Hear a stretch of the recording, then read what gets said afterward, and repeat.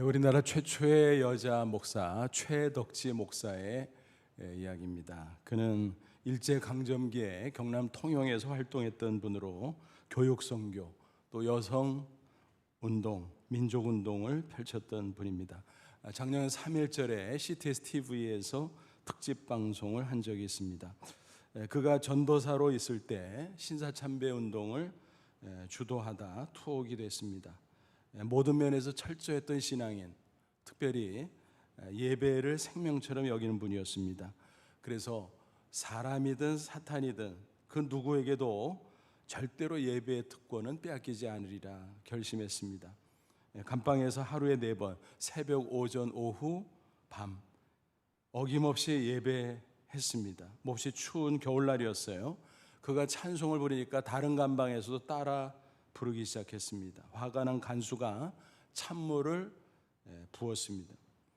그러나 그치지 않았죠. 예배를 다 마치기까지 33통의 물을 퍼부었다고 합니다. 그래도 예배를 멈출 수는 없었습니다. 결국 간수가 2손을 들 수밖에 없었지요. 얼마나 추웠을까, 얼마나 고통스러웠을까. 그러나 끝까지 내가 예배했고 또 하나님이 주는 새 힘으로 당당히 승리할 수 있었다는 이야기입니다. 이처럼 예배는 성도들에게 생명과 같은 것입니다. 그런데 요즘 우리에게 예배 위기가 닥쳐왔습니다. 코로나19로 현장 예배가 금지되는 일이 연속 벌어지고 있습니다.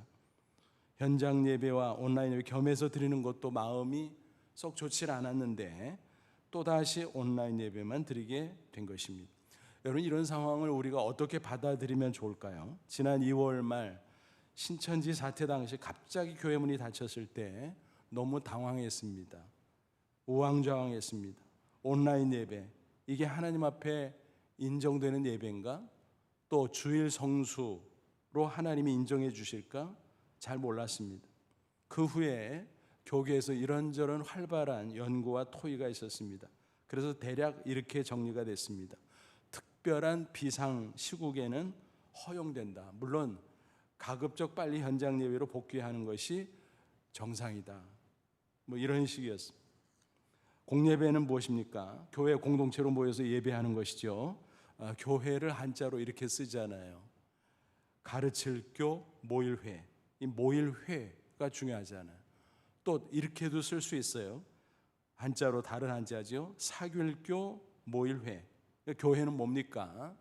모여서 말씀을 가르치고 배우고 또 모여서 사귀고 교제하고 함께 봉사하고 사명을 감당, 그겁니다. 그러니까 모이는데 교회의 본질이 있다라고 하는 것입니다. 그런데 모이지 못하게 되니까 문제지요.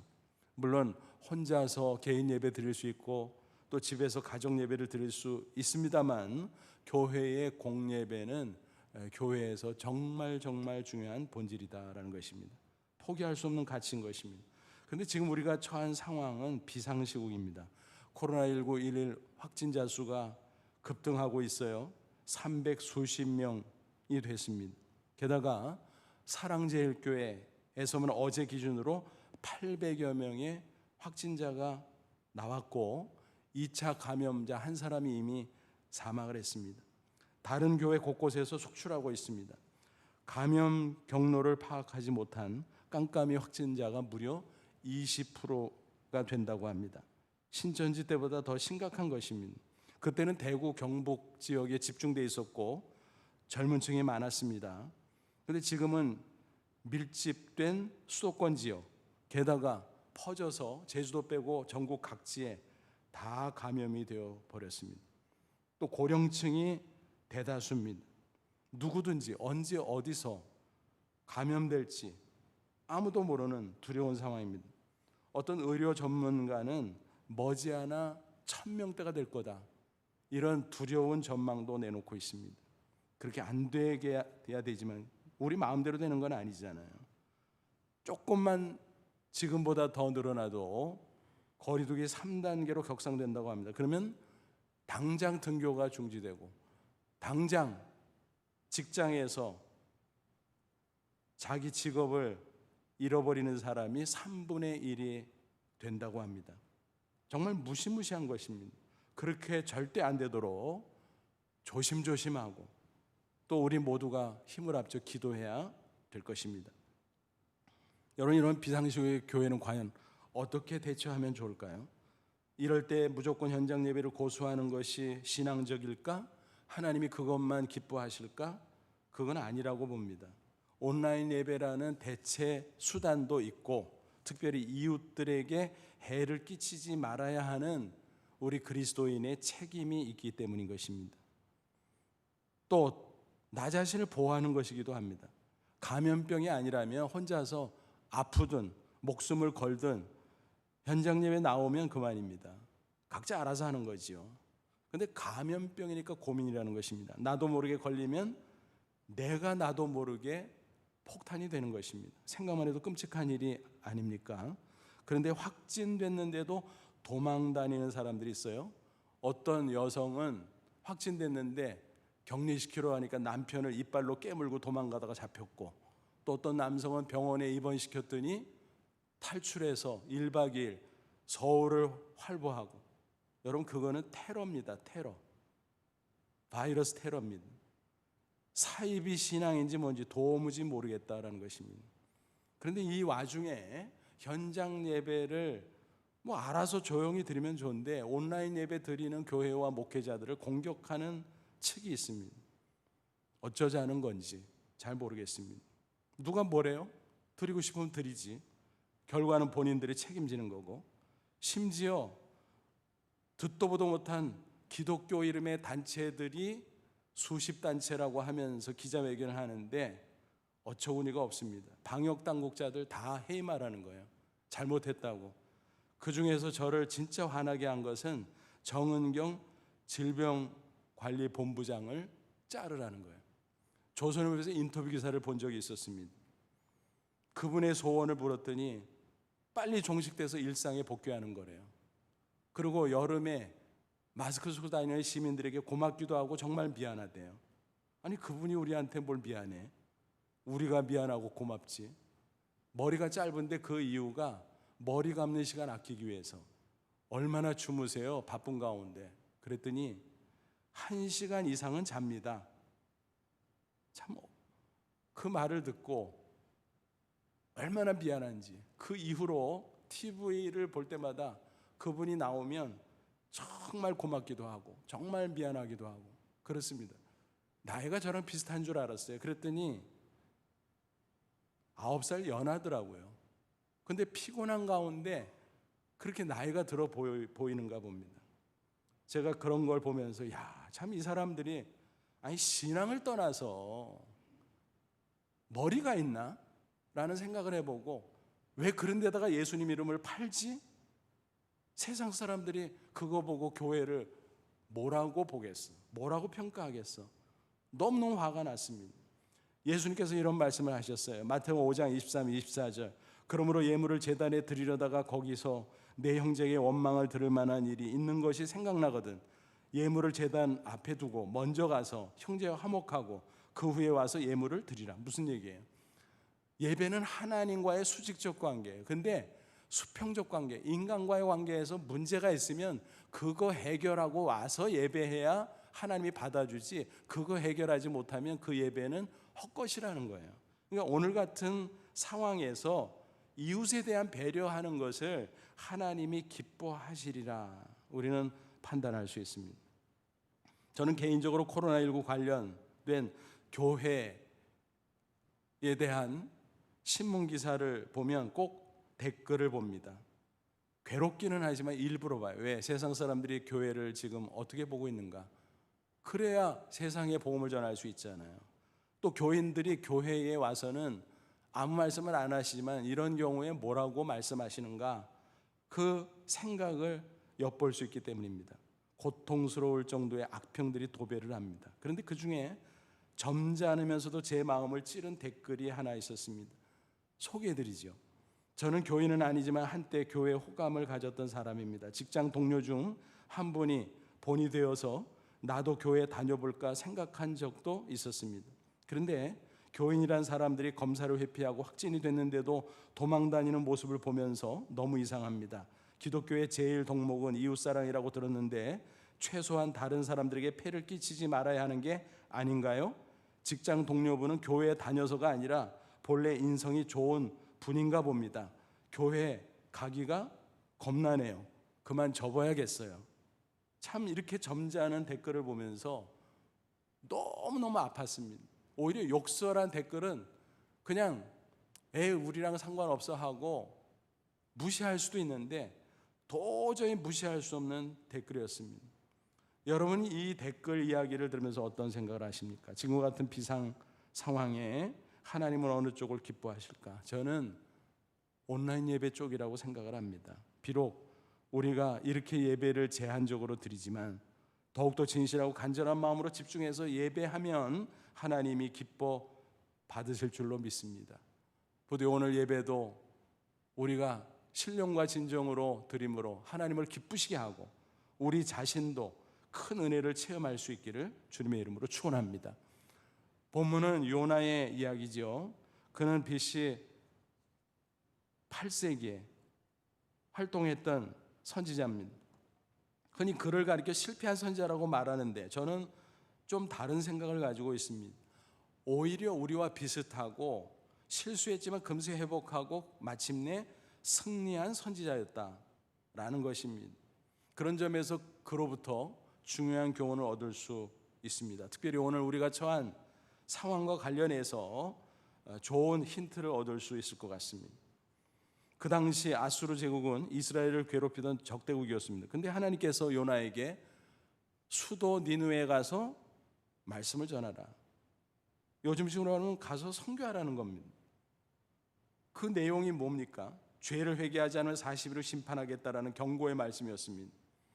요나는 그걸 내가 왜 전해? 미쳤나? 망하면 좋지. 그죠? 또 자칫 잘못하면 잡혀 죽임을 당할 수도 있는데 내가 왜 겁나게 거길 가? 그런 생각했습니다. 그래서 도망칩니다. 니느웨는 동쪽인데 서쪽 다시스로 가는 배를 올라탑니다.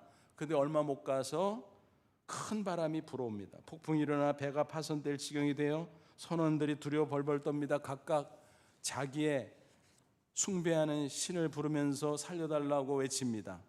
그들은 배를 가볍게 하려고 아까운 물건들을 바다에 던져버리죠. 난리가 난 겁니다.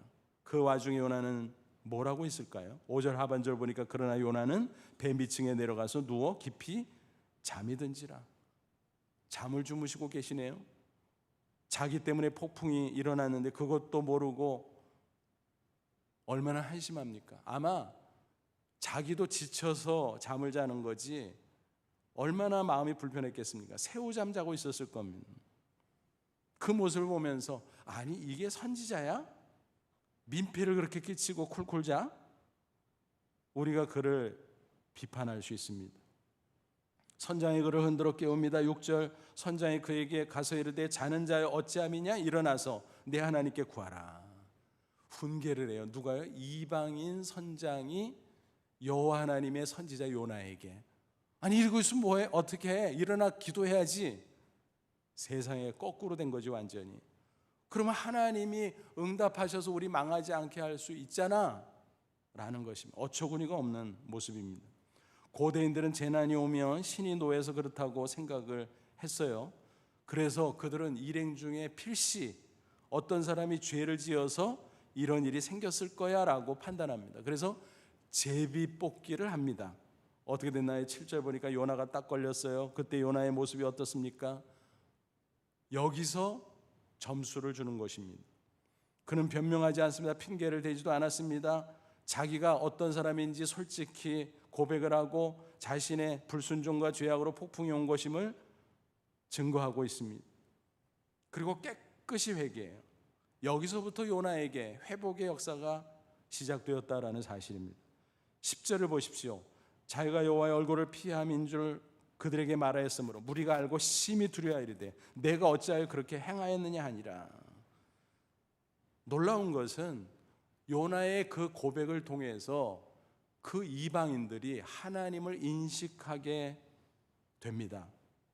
그러니까요, 우리가 실패해도 회개하면 하나님이 역사하신다라는 거예요. 이방인들의 마음이 움직이기 시작합니다. 그때 요나가 결정적인 말을 하게 되죠. 여기서 요나를 높이 평가할 수 있는 것입니다. 변명하지 않고 회개합니다. 여러분, 이게 쉬운 게 아니에요. 그런데 요나는 그렇게 했어요. 12절 보세요. 그가 대답하되 나를 들어 바다에 던지라. 그리하면 바다가 너희를 위하여 잔잔하리라. 너희가 이 큰 폭풍을 만난 것이 나 때문인 줄 내가 아노라. 나 때문이야. 그러니까 나를 들어서 바다에 던져버려 라고 말합니다. 요나의 이름은 히브리어로 비둘기라는 뜻을 가진 단어지요. 근데 그 발음을 우리말로 해서 워드 플레이를 할 수 있습니다. 디스라는 요 나가 문제야. 요 나를 말이야 들어서 바다에 던져버려. 그러면 폭풍이 잔잔해질 거야. 여러분, 얼마나 놀라운 일입니까? 여러분, 그러면 죽는 건데 어떻게 그럴 수 있습니까? 오히려 그 이방인들이 두려워합니다. 감히 못합니다. 어떻게 산채로 바다에 던져? 우리 못해. 그들은 노를 저어 어떻게든 육지로 가보려고 합니다. 하지만 불가능했죠. 놀랍게도 그들은 요나가 믿는 하나님에게 기도부터 해요. 바다에 던지지 않아요. 14절 무리가 여호와께 부르짖어 이르되 여호와여 구하고 구하오니 이 사람의 생명 때문에 우리를 멸망시키지 마옵소서. 무죄한 피를 우리에게 돌리지 마옵소서. 주 여호와께서는 주의 뜻대로 행하심이니이다. 여러분, 얼마나 놀라워. 하나님은 이렇게 그 부족한 선지자를 통해서도 역사하고 계셨다라고 하는 사실입니다. 아마 모르긴 몰라도 요나가 재촉했을 거예요. 빨리 던져, 이 사람들아. 당신들 죽을라 그래, 나 때문에. 빨리 던져. 결국 어떻게 됩니까? 15절 요나를 들어 바다에 던지매. 근데 그 다음에 놀라운 일이 벌어집니다. 바다가 뛰노는 것이 곧 그친지라. 거짓말처럼 폭풍이 물러가고 바다가 잔잔해졌어요. 그들도 아마 깜짝 놀랐을 것입니다. 어떻게 반응했나요? 16절 그 사람들이 여호와를 크게 두려워하여 여호와께 제물을 드리고 서원하였더라. 무슨 얘기예요? 요즘식으로 말하면 하나님께 예배했다는 얘기예요. 그리고 앞으로 당신만 믿겠습니다. 놀라운 서약을 했어요. 그러니까 요나가 회개하니까 회복의 역사가 일어나고 그를 통해서 이방인들에게 전도가 됐다라고 하는 거예요. 한편 요나는 어떻게 됐나요? 죽었나요? 아니죠. 하나님이 살려주셨어요. 미리 다 계획을 갖고 계셨어요. 17절 여호와께서 이미 큰 물고기를 예비하사 요나를 삼키게 하셨으므로 요나가 밤낮 3일을 물고기 뱃속에 있으니라 그랬습니다. 큰 물고기. 야, 사람을 삼킬 수 있는 그런 큰 물고기가 있다고? 있죠. 한 20여 년 전 인도 캘커타에 단기 선교를 갔었어요. 사역 틈에 짬이 좀 나서 자연사 박물관에 간 적이 있었습니다. 그런데 거기 선교사님이 안내해 주는데 어마어마한 박제, 향유고래, 스펌 고래의 박제가 있었습니다. 벵갈만에서 잡힌 것이라고 하는데 몸 길이가 15m가 넘었고요. 몸무게도 50톤이 넘었습니다. 와, 사람을 한 명뿐만이 아니라 대여섯 명 삼키고도 남겠다 싶었습니다. 그런 큰 물고기 속에 요나가 들어간 겁니다. 3일 동안이요. 질식 안 했을래나? 소화에게 녹아 죽지 않았을래나? 그런데 놀랍게도 그는 살았습니다. 어떻게 해요? 하나님의 이적이 있죠. 하나님의 전능한 능력으로 또 은혜로 그를 살려주었다는 사실입니다. 그는 3일 동안 물고기 뱃속에서 뭘 하고 있었을까요? 간절히 기도했습니다. 뱃속이 얼마나 불편했을까요? 답답하고 또 얼마나 어두컴컴하고 두려웠을까요? 그러나 회개하고 각성한 요나에게 물고기 뱃속은 마치 기도원과 같았다라는 사실입니다. 그는 기도하고 기도하면서 하나님의 위로를 받았습니다. 그리고 하나님이 내 기도를 들으시는구나, 응답하시구나 확신하게 됩니다. 2장 2절 이르되 내가 받는 고난으로 말미암아 여호와께 불러 아뢰었더니 주께서 내게 대답하셨고 내가 수월은 무덤이죠. 무덤 같은 뱃속에서 부르짖었더니 주께서 내 음성을 들으셨나이다. 얼마나 놀라운 고백입니까? 그 후에 어떻게 되죠? 2장 10절 여호와께서 그 물고기에게 말씀하시매 요나를 육지에 토하니라. 3일 동안 소화가 안 되니까 얼마나 거북했겠어요. 그래가지고 구토를 합니다.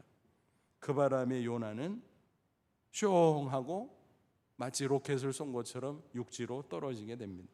그는 이제 순종합니다. 니느웨로 갑니다. 하나님의 말씀을 무조건 전파합니다. 앞으로 40일 후면 니느웨 멸망합니다. 하나님이 경고했어요. 회개하래요. 근데 마음속으로는 니네들 사악한 녀석들이 회개하겠냐? 멸망할 거야. 근데 놀라운 일이 벌어집니다. 평민으로 시작해서 왕까지 회개하고 금식하고 난리가 났습니다. 하나님을 믿게 됩니다.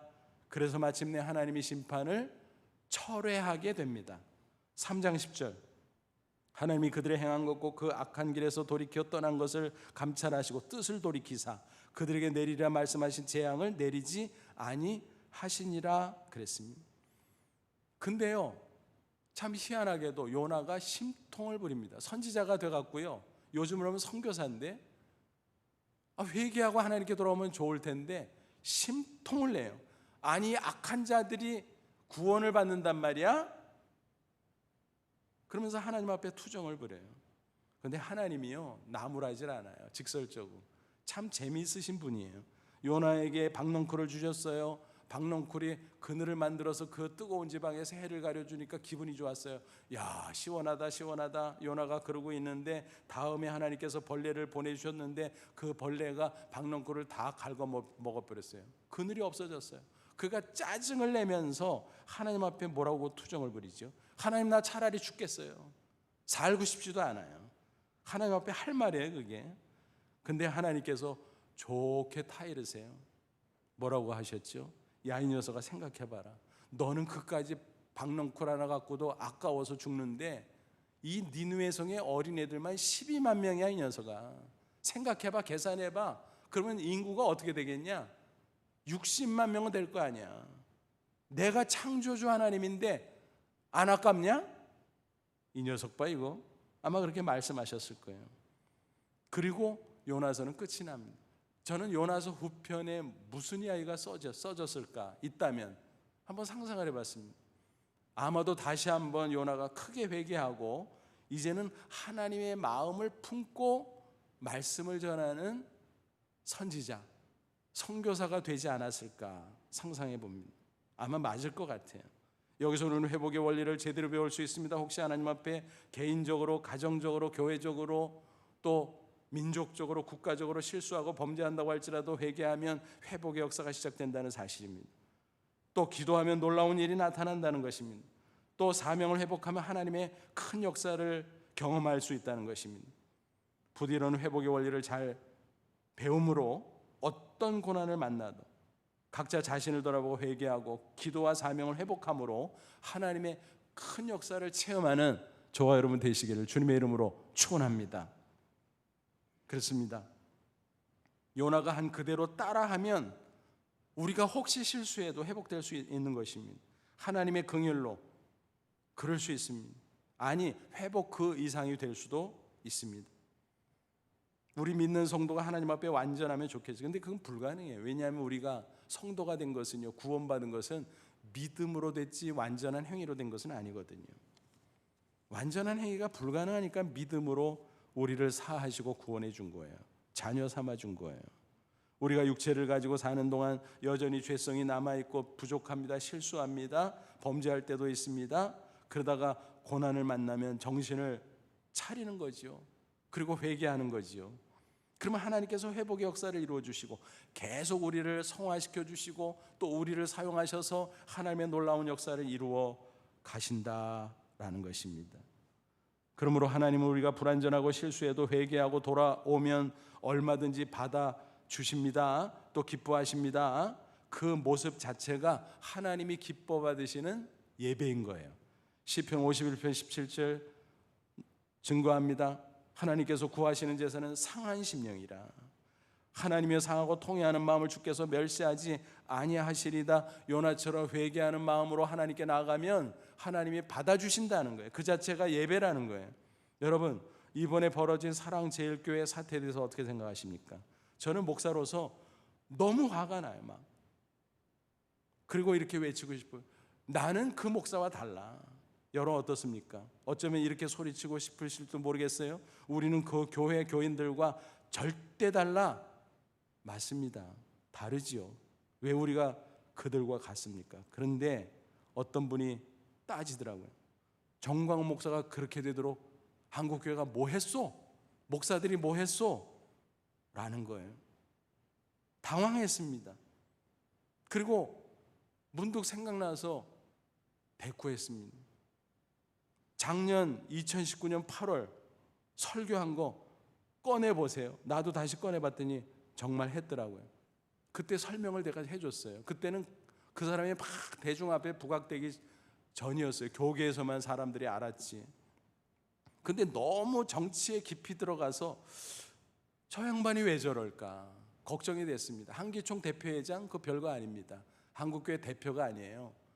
한기총은 3%밖에 안 돼요. 게다가 7년 전에 돈 선거 때문에 그 대표회장 그것도 벼슬이라고 교권주의자들이 돈 선거, 돈 봉투들 세상에서도 안 해요. 요즘은 그 짓거리를 하다가 화가 나서 주요 교단들이 다 나와버렸어요. 그러니까 조그만 교단들 데리고, 그분들 절대 폄하하는 것은 아닙니다.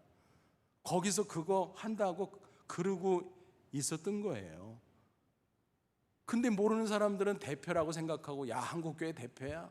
따르는 자가 생기고, 정치 편향 좋아하는 사람들이 막 일반인도 정치인도 막 모여들고, 게다가 작년 가을에 뭐 있었어요? 광화문 집회, 서초동 집회 있었잖아요. 그때 사람들이 막 몰려간 거예요. 거기서 이 사람이 갑자기 확 떠버린 거예요. 그러니까 자기도 모르게 흥분해가지고 하나님도 까불면 나한테 주고, 세상에 농담이라도 어떻게 그렇게 해요? 어떻게 그래요? 그리스도인이 어떻게 목사가? 경악을 했습니다. 교계에서. 그러면 그때 뭐라 그러지? 뭐라 그랬어요? 다 묻혀져서 그렇지. 너무너무 안타깝습니다. 저는 뭐 교계에서 대단한 사람도 아니지만 교계 원로들이 얘기를 했어요. 근데 오히려 공격을 받았습니다. 그분에게 반대하면요 더 쉬워졌어요. 뭐라고요? 종북좌파 공산당. 제가 그 원로 되시는 목사님들, 그분들을 수십 년 청년 때부터 지켜봤어요. 그분들의 설교 듣고 책 보고 강의도 듣고 개인적으로 만난 분도 있고 개인적으로 교제한 분도 있고. 그분들이 공산당이면 대한민국의 목사들 태반이 공산당인데 말이 됩니까? 이미 한국교회 끝났어. 그럼 말도 안 되는 일들이 있었습니다. 근데 목사들이 그런 말을 들으면요 어떻게 다시 또 말을 합니까? 더러워서 피한다는 말이죠. 피하고 만 거예요. 하나님이 해결해 주겠지 기도하고. 근데 이번에 뻥 터져버린 거예요. 만시지탄이죠. 만시지탄. 너무너무 안타까운. 한 가지 말씀드릴게요. 안타까운 것은 그분이 정치를 해도 제대로 해야 되는데, 그가 이끈 기독당이 2016년 2.64% 정당 득표율을 했어요. 3% 돼야 국회의원 나오기 시작하잖아요. 안 됐어요. 약오를 했겠죠. 그래서 4년 동안 무지무지 열심히 했어요. 또 많은 사람을 끌어모았어요. 근데 지난 4월 2020년 정당 득표율 1.83% 뚝 떨어졌어. 무슨 얘기예요? 기독교인들도 안 찍어줬다는 얘기예요. 실제로 여론조사와 일치해요. 한국 국민들의 82%가 기독교 정당 필요 없다. 정치인들이 해야지 무슨 짓거리냐. 그렇게 응답을 했다는 것입니다. 그러니까 앞으로도 교회 이름으로, 예수님 이름으로 정치를 하면 안 되는 거예요. 절대 안 되는 거예요. 유럽에는 기독교 정당이 있지 않습니까? 맞아요. 누가 뭐래? 근데 유럽에는 공산당도 있어. 풍토가 달라요. 우리랑. 우리나라에서 공산당이 있을 수 있는 말도 안 되지. 나부터 반대지요. 모두가 반대지요. 기독교 정당도 바람직하지 않다는 거예요. 실패한다는 거예요. 또 개신교 특성상 교계에서 특별한 조치를 할 수가 없어요. 왜냐하면 한국교회가 6만 교회예요. 교단만 300개가 넘어요. 무슨 장로교, 무슨 감리교, 무슨 층 300개가 넘어요. 통제가 안 돼요. 천주교는 교황 중심으로 획일적이에요. 반면에 개신교는 어때요? 개인과 개교회의 신앙 양심의 자유를 존중합니다. 너무너무 좋은 거죠. 여기서 사실은 일반 사회와 국가의 자유민주주의 제도가 나온 거예요. 그러니까 얼마나 좋은 겁니까? 근데 너무 존중해주다 보니까 잘못하면 부작용도 생겨요. 예를 들어서 어떤 목사가 한 교단에서 제명을 당해요. 평신도도 마찬가지, 직분 제명을 당해요. 그럼 딴 데 가. 딴 데서도 받아줘. 또 받아주지 않으면 에이 우리가 하지, 그러고 몇 사람 모아가지고 구멍가게 차리듯이 교단을 만들어. 거기서 우두머리 되면 교단 총회장이야. 그럼 연합기구 한기총 같은 데 가면 거기서 막 잘 재주 부리면 거기서 한기총 대표회장 되는 거예요. 그러니까 알고 나면요, 코미디예요, 코미디. 한기총에서 주요 교단들이 다 나왔어요, 7년 전에. 그래가지고 만든 연합기구가 한교총이에요. 근데 그거 싫다고 또 옆에다가 또 따로 차렸어. 한교연. 창피해서 설명도 못해. 할 수 없이 오늘 설명하는 겁니다. 그리고 진보적인 측의 교회협, NCCK라고 약자로 영어로 주로 많이 하지. 이렇게 한국교회 여러 교단 그룹들이 이렇게 4개 연합기구가 있는데 그 중에서 우리 교회는 어디 속하는가? 대한예교조장로회 합동측 한교총에 속해요. 그래도 거기서 하는 대로 개교회들이 다 따르질 않아요. 목사들이 다 따르질 않아요. 어떤 때는 반발하고 자기 마음대로 해요. 그게 개신교의 특징인데 어떤 때 부작용이 있다는 것입니다. 이번에 온라인 예배도요, 사실은 그 방역당국에 한교총 대표자들이 찾아갔어요. 우리가 자진해서 온라인 예배 하겠소. 대신에 교회 이렇게 이런 것들을 좀 앞으로 잘해 주시오. 그래서 그 건의를 받아들이고, 그러지 않아도 발표해야 되는데 교회가 그러니까 고마운 마음으로 발표를 한 거예요. 무슨 교회를 탄압합니까? 교회에서 자진해서 하겠다 그랬는데. 여러분 아셔야 돼요. 제대로 알고 우리가 정말 신앙생활 잘하고 교회를 바로 세워야 됩니다. 이번에 하나님께서 그런 기회를 주신 줄로 저는 확신합니다. 참 어처구니 없어요. 한국교회 현실이 장점이 단점이 되고 장점이 부작용을 일으키는 일들이 얼마나 많은지 몰라요. 슬픕니다. 위에서 기도해 주십시오. 그런데 중요한 것은 예수 믿는 한 이단이 아닌 한 우리 모두가 그리스도의 교회, 예수님의 몸에 속한 지체들이라는 것입니다. 이단이면 그 교단들이 다 귀한 우리의 가족이에요. 그 목회자들이, 그 성도들이 다 우리의 가족이에요. 내가 왜 저래 하고 비판한다고 할지라도 이를 가리켜 공교회성이라. 교회는 하나라는 거예요. 교단이 다르고 또 교회가 다르고 주장주의 생각하는 바가 다 달라도, 의견이 달라도. 우리가 사도신경 고백했잖아요. 거룩한 공회와 성도가 서로 교통하는 거룩한 공회가 그게 그리스도의 몸인 한 교회, 원바디를 의미하는 것입니다. 따라서 한 교회가, 한 목사가, 한 교인이 욕을 먹으면 다 같이 몽땅 욕을 먹을 수밖에 없는 것입니다. 이런 말이 있어요. 우리는 서로 다르지만 하나입니다. 그래요. 가족도 그렇잖아요.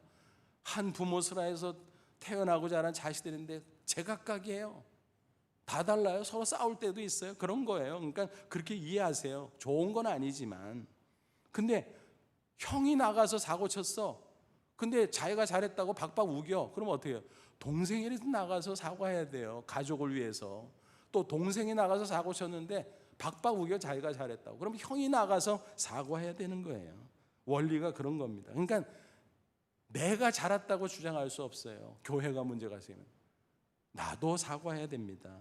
나도 회개해야 됩니다. 요나가, 물론 요나는 자기 잘못 때문이었지만 뭐라 그랬어요? 나를 들어 바다에 던지시오.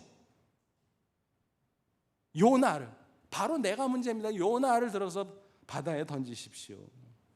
저와 여러분도 그렇게 고백할 수 있기를 바랍니다. 그럴 때 세상 사람들이, 이웃이 그나마 분노한 마음을 조금이라도 풀고 기독교에 대해서 긍정적인 생각을 갖지 않겠습니까? 아파트에서 엘리베이터 타다가 그 주민들을 만나요. 뭐 오래 사택에서 살다 보니까 뭐 이래저래 믿는 분들 안 믿는 분들 만나요. 만나면은 막 창피해요. 부끄러워요. 미안해요. 먼저 물어봐요. 그분들이 신발 보기에는 괜찮죠? 예, 괜찮습니다. 고맙습니다. 근데 그 말이 염려해서 하는 말인데 조마조마해요. 조마조마해. 얼마나 미안하고 송구스러운지. 죄송합니다. 죄송합니다. 그렇게 말할 수밖에 없지요. 또 회개를 넘어서 기도할 수 있기를 바랍니다. 그 목사님도 본래는요, 오래전에 목회 열심히 했던 분이에요. 옛날 설교 들어보면요 정말 좋아요. 그리고 재능도 있는 분이에요. 그분이 왜 정치에 빠져가지고 이렇게 자기도 어려움을 당하는지 모르겠어요. 기도합니다. 본래대로 예전 목회 잘하던 시절로 돌아가기를. 또 한국교회 부흥운동도 일으켰어요. 그렇게 돌아가면 좋겠어요. 그 교회도 성경 위에 다시 바로 세워지면 정말 좋겠어요. 한국에서 800명 확진자가 나오더니 이게 얼마나 슬프고 가슴 아픈 일입니까, 여러분? 특별히 한국교회 어려움에 빠졌는데 기도할 수 있기를 바랍니다. 눈물로. 어떤 사람은 그렇게 말하는, 신천지보다 못해. 왜 그런 줄 알아? 이만희는 사과하는 척이라도 했잖아. 할 말이 없어요. 한국교회 사망선고야.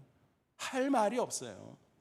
그럼에도 불구하고 우리에게는 소망이 있어. 우리 때문이 아니라 하나님 때문에. 요나같이 따라하면 하나님께서 도와주실 줄로 믿습니다. 회개하고 간절히 기도하면 하나님이 다시 일으켜 주실 것입니다. 시편 50편 15절, 환난 날에 나를 부르라. 내가 너를 건지니 내가 나를 영화롭게 하리로다. 예레미야 33장 3절, 너는 내게 부르주라. 내가 내게 응답하고 내가 알지 못하는 크고 은밀한 일을 내게 보이리라. 우리는 하나님을 믿습니다. 기도의 능력을 믿습니다. 그리고 우리가 하나님이 맡겨주신 사명을 다시 부여잡을 수 있기를 바랍니다. 기복신앙으로 나만 잘되고 우리만 잘되고 세상의 성공만을 욕망하는 것이 아니라 이제는 하나님께로부터 받을 만큼 받았잖아요. 그 축복을 가지고 사명에 헌신할 수 있기를 바랍니다. 한국교회가 깨어나, 우리 각자가 깨어나. 제가 자주 말씀드리잖아요. 한국교회 3대 비전, 성서한국, 통일한국, 성교한국. 뭐예요? 우리가 잘 살면 뭐예요? 말씀대로 반듯하게 살지 못하면 소용없어요. 남북통일, 타락한 통일, 그건 뭐예요? 잘못된 통일 뭐예요? 그러니까 하나님의 말씀으로 잘 사는 성서한국, 한국 사회가 먼저 바뀌고, 그래서 통일한국, 전쟁에서 통일하는 게 우리의 소원은 아니잖아요.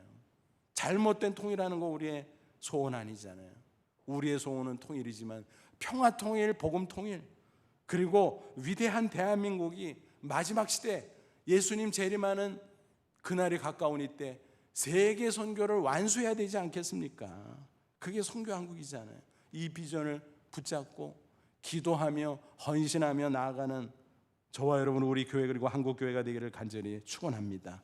우리가 이 비전을 붙들기만 하면 하나님께서도 우리를 붙잡아 주실 줄로 저는 확신합니다. 성경이 증거해요. 약속해요. 구약 이스라엘 하나님께서 심판하셨잖아요. 멸망시켰잖아요. 백성들이 바벨론 이방 땅의 포로로 끌려갔잖아요. 노예살이하고 괄시당했잖아요. 치욕을 당했잖아요. 근데 하나님도 같이 치욕을 당했어요. 야, 여호와 하나님 믿어봐야 소용도 없구나. 그런데 하나님께서 뭐라고 말씀하셨어요? 또 성취하셨어요. 에스겔 36장 23절, 여러 나라 가운데 더럽혀진 이름 곧 너희가 그들 가운데 더럽힌 나의 큰 이름을 내가 거룩하게 할지라. 내가 그들의 눈앞에서 너희로 말미암아 나의 거룩함을 나타내리니 내가 여호와인 줄을 여러 나라 사람, 이방 사람들이 알리라. 주 여호와의 말이니. 하나님이 하실 겁니다. 역전시킬 겁니다. 지금은 패대기 쳐졌지만 다시 일으켜 하나님 살아계심을 우리를 통해서 보여주실 줄로 믿습니다. 누가 그러더라고요. 낙심해서 한국교회가 소생할 수 있을까요? 있죠. 우리 때문이 아니라 하나님 때문에. 또 우리가 하나님을 바라보고 정진한다면, 제가 이런 얘기를 해줬어요. 미국 개척시대 어느 마을에서 양 도둑이 들끓자 당국에서 법을 공포했습니다.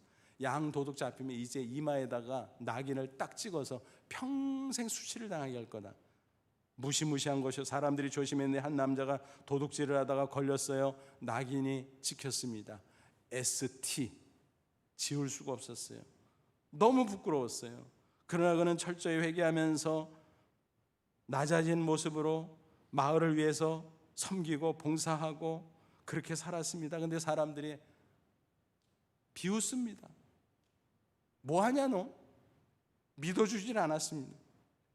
꾸준히 그렇게 하니까 세월이 가니까 한 사람 두 사람, 야, 저 사람 참 이제 세 사람 됐네, 훌륭하네, 존경하기 시작합니다. 또 오랜 세월이 흘렀습니다. 마을 사람들이 하나둘 떠나고 이제 남아있는 사람 중에서 ST의 유래를 아는 사람은 하나도 없었습니다.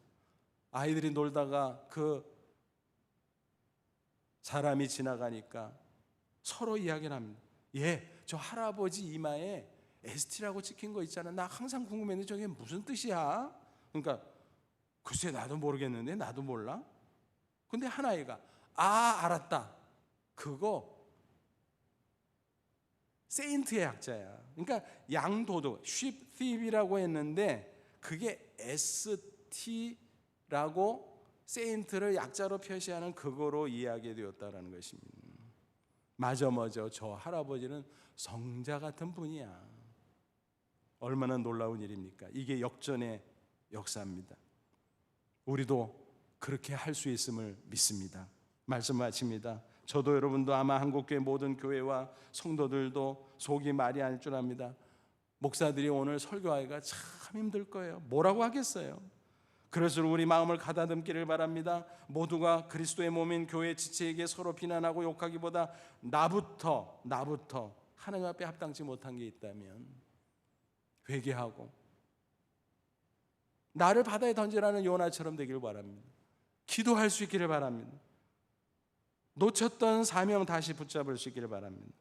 그래서 개인도 가정도 교회도 회복되고 그로 인해 대한민국도 멋지게 회복되는 놀라운 축복이 있기를 주님의 이름으로 축원합니다.